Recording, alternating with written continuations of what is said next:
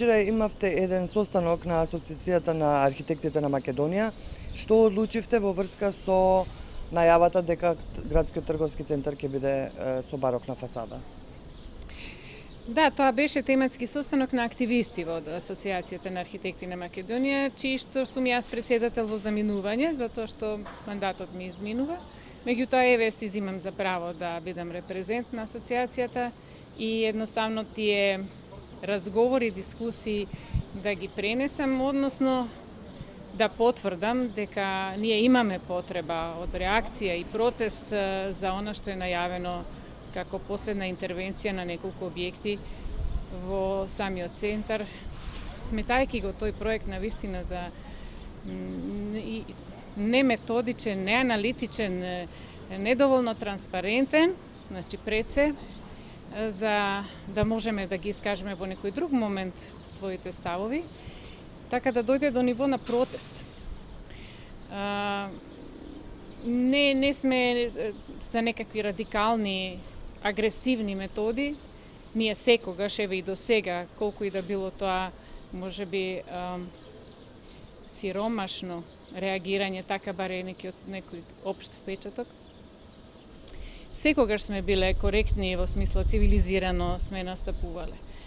Но не можеме да останеме равнодушни на проект кој што е краен невкус на повеќе нивоа. Многу ни пречи што еве и објектот на градски трговски центар, кој што е еден естетски императив во нашето творештво и по кој се и препознаваме. За разлика, да кажеме, од некои многу така наскоро вметнати акценти, особено од проектот 2014, каде што не можеме да се препознаеме. Имаше предлози синојка како овој протест, низ кои форми тој да се искаже. Па еден од предлозите беше да се фатиме за раци и да го гушнеме градски трговски центар. Се надевам не за последен пат. Дали е точно дека има аманет, да речеме, да не се менува градскиот трговски центар и од Поповски и веројатно од неговите соработници?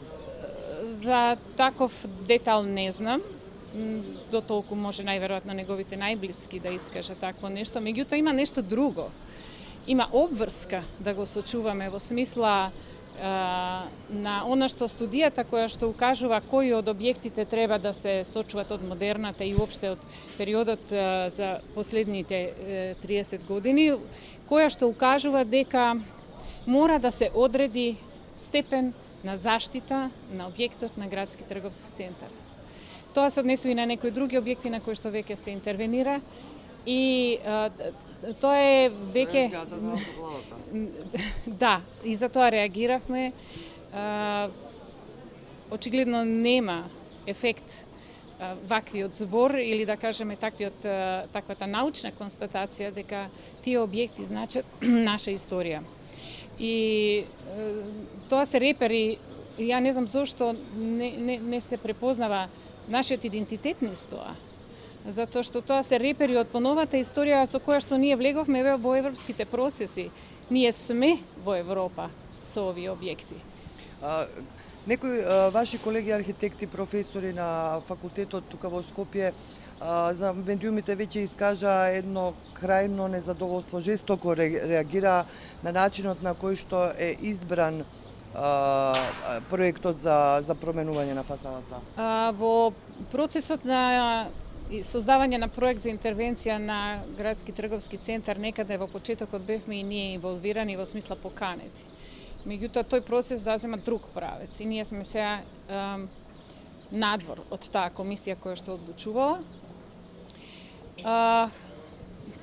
Како и да е, не е само овој објект. Сите објекти од проектот 2014 поминуваат низ една извитоперено толкување на законскиот процес. Така не сме да се дозволуваат и одобруваат проектите. Јасна е интенцијата да се дават ознаки на квази необарок или квази неокласицизам. Меѓутоа инвеститорот во централното градско подрачје нема право на тоа. Значи, тука според регулативата, а можеме да се повикаме и на планската регулатива и на законската регулатива, она која што е преточена во законските акти, мора да се спроведе интернационален архитектонски конкурс или архитектонско-урбанистички, зависно за како вид на обликување на простор се работи. Тоа не е направено. Не е направено и конкурсите кои што се именувани со тоа, се тендери од страна на инвеститорот, распишани тендери, се вреднуваат по некакви други критериуми кои што не означуваат вистински вредност. И мене ми е жал што таа оптика на архитектонско вреднување и уопште вреднување, затоа што тоа дефинитивно станува дел од нашето живење, е толку деформирана. Многу ми е жал што го живеам ова време. Дали е точно дека станало збори за одземање на лиценцата на архитектот Жарко Чаушевски? Да, синојка на нашиот спонтан собир по однос на организацијата на протестот се предложи таквото нешто и тоа нешто оди, пошто ние ги знаеме патиштата, оди преку оној кој што ја издал лиценцата. Значи, Комората ја издала лиценцата на нашите колеги, ја дури не знам кои се автори на целата ова интервенција, и таа подразбира 3 интервенции не само на градски трговски центар, туку и на зградата на ЕВН и на јавниот простор како дел од плоштадот. Значи, јас не ги знам тие наши колеги, меѓутоа овде веќе не се работи за финансиски бенефит, се работи за една етичка димензија во работењето, воопшто во творештвото. Ке предложи ли некој одземање на лиценцата? Да, има предлог, синојка, добивме и во писмена форма, кој што треба ние како асоциација да го проследиме до Комората. Ќе го направите тоа? Со оглед дека зад тој предлог стои одреден број на луѓе, можеме да го направиме, меѓутоа јас би го сочекала нашето собрание да и од таму, значи едно нешто што е на ниво на поголема заедница, значи представници на сите архитекти во државата, се поддржи таквото нешто, затоа што тоа е голема и значајна работа, не само како показ, туку е навистина значајно и за нивните професионални живот и нивното творење. Би требало добро да се размисли, но ако тоа можеме да го сметаме за радикален потез, еве ние на вчерашниот средба имавме силна поддршка да таквото нешто се направи. Значи, тоа собранието, кажете ми сега, единствено што останува после оваа средба, претпоставам и претходни некои понеформални, дали останува единствениот начин да реагирате е тоа, да се собереме сите или да се соберете сите? Не е само тоа, не. Уште за некои работи се договоривме, еве една ќе ви посочам која што е едноставна, за која што треба да го обавиме разговорот со градоначалникот на општина Центар. Се работи за собирање на потписи, за да се оформи петиција и за да се слушне конечно гласот на граѓанинот, дури и оној кој што е случаен минувач. Значи, ние тоа би го поставиле некаде во близина на објективе на кои што се интервенира и едноставно би ја осетиле реакцијата на оние на кои што ова им припаѓа, тоа се сите граѓани на Македонија. Кажете ми на вашата средба или во некои претходни контакти, дали сте имале некои разговори еве со официјални лица во смисла представници од владата, представници од бидејќи владата го распишала тој тендер, Министерството нели за транспорт и врски? Таквите, да кажеме, обиди за диалог сме оствариле многу ретко.